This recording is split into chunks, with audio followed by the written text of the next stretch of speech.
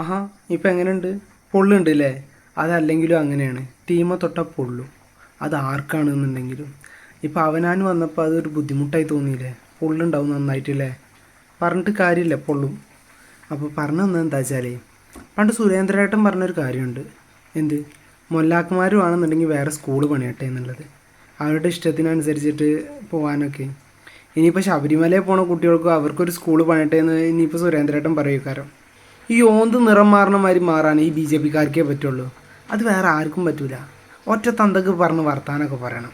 എപ്പോഴാണെന്നുണ്ടെങ്കിലും ഇപ്പോഴാണെന്നുണ്ടെങ്കിലും അങ്ങനെ തന്നെ പറയണം. അതാണ് ഒരു പാർട്ടി എന്ന് പറഞ്ഞാൽ. അല്ലാണ്ട് തോന്നുമ്പോൾ ഓരോരോ വാക്കല്ലേ പറയേണ്ടത്. ഈ സുരേന്ദ്രേട്ടൻ നിങ്ങളെ പാർട്ടിൻ്റെ ഏതോ വലിയ കുണാണ്ടറൊക്കെ അല്ലേ? എന്താ അയാൾ പറഞ്ഞ കാര്യത്തിനോട് നിങ്ങൾക്ക് വലിയ യോജിപ്പൊന്നുമില്ലേ?